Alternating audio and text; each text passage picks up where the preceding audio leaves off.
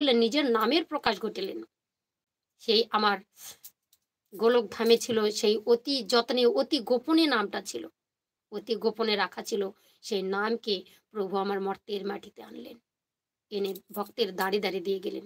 এত সুন্দর জিনিস, সোনা লাগবে বাবা, হিরে লাগবে, টাকা পয়সা লাগবে, অনেক দিয়েছেন, কিন্তু কার কতটা সুখ আছে বলুন তো? আমরা সুখে থাকতে পারি? কেউ সুখে নেই। সবারই যেন একটার পরে একটা আঘাত। সবাইকে জিজ্ঞেস করবেন কে কত সুখে আছে, পরের দিন বলবে দাদা ভাই কেমন আছেন। আর কেমন থাকবো, ওই ছেলেটা চাকরি পেয়েছে, বউ হয়েছে, সে তো দেখেই না গো, আছি আর কি কোনো রকম। কেউ বলবে না আমি 100-এ 100 ভালো আছি, কেউ বলতে পারবে না। সবারই এত কেন, এত এত কেন অনুতাপ? তাহলে এত সুন্দর জিনিসটা যেটা দিল সেটাকে আমরা ফেলে দিয়ে আমরা নিজে মাতোয়ারা হয়ে গেছি। কোথায় টাকা, কোথায় পয়সা, কোথায় সোনা, কোথায় ধন, কোথায় চাকরি, কোথায় প্রাসাদ, কত বড় বাড়ি করব, কি খাবো। দেখবেন এই জিহ্বাটাতে যখন দেবেন তখনই স্বাদ বাবা গিলে নেবেন, পরক্ষণে আবার ইচ্ছে করবে।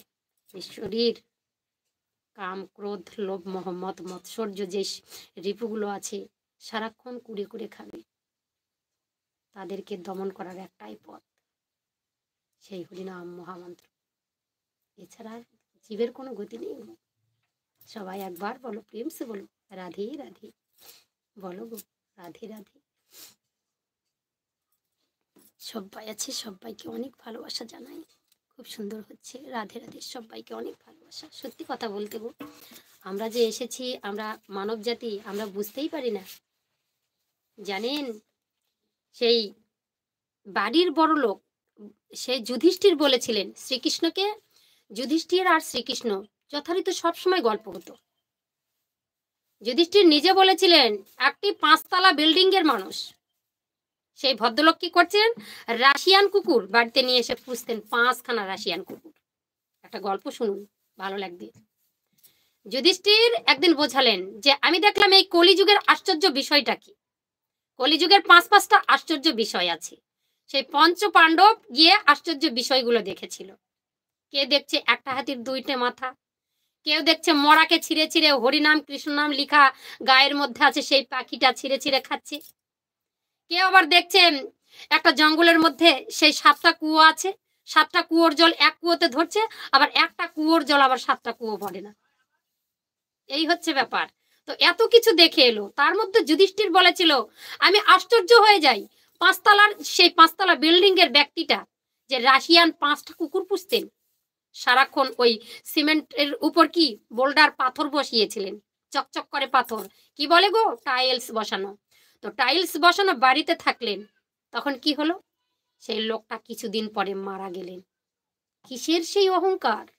যুধিষ্ঠির দেখলেন মারা গেলেন, গ্রামবাসীরা এলেন, বাঁশের দোলায় চড়ালেন, বাঁশের দোলায় চড়াবার পরে শ্মশান ঘাটে নিয়ে গেলেন, শ্মশান ঘাটে গিয়ে চুলিটা তৈরি করলেন, চুলিটা তৈরি করে তার উপর আস্তে আস্তে কি করলো, খড়ি টড়ি, কাঁচা খড়ি সবগুলো সব ধীরে ধীরে সাজালেন, তার উপর তাকে উলঙ্গ করে দিলেন। যে ব্যক্তিটার গলার মধ্যে সোনার চেন ঝুলতো, যে ব্যক্তিটার পাঞ্জাবির মধ্যে সোনার চেনের বোতাম ঝুলতো, যে ব্যক্তিটা সর্বক্ষণ ওই সুজুতোটা খোলেনি বাবা, সিঙ্গাপুরি জুতি আগে ছিল, সেগুলো সব খুলিয়ে দিয়ে উলঙ্গ করে যখন ব্যক্তিটাকে ওই শ্মশানের চিতার উপর রাখলেন, মশাল জ্বালিয়ে তাকে পুড়িয়ে দেওয়া হলো।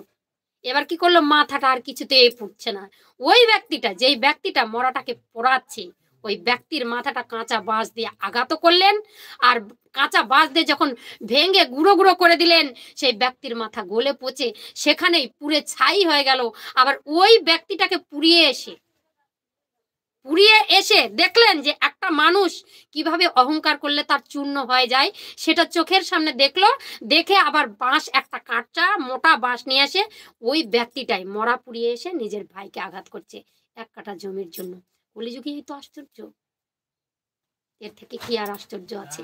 আশ্চর্যের বিষয় হচ্ছে এই, যে ব্যক্তিটা সেই অট্টালিকা সম্পত্তি ছিল, সেও এসে ওই শ্মশানে পড়া যাবে, আর যেই ব্যক্তিটা ওই কুড়ে ঘরে ছিল, ওই একই সালাইয়ের কাঠি, এতটুকু কাঠি, সেটা দিয়ে তারও দেহটা পড়া যাবে, ওই অট্টালিকা সম্পত্তি যার ছিল তারও দেহটা পড়া যাবে। তাহলে কিসের এত অহংকার, কিসের এত মান? তুমি যা খেয়েছো, তুমি একটু ঘি ভাত খেয়েছো, আমি একটু সিদ্ধ ভাত খেয়েছি, এত হানাহানি, এত কাটাকাটি, এত আমার আমার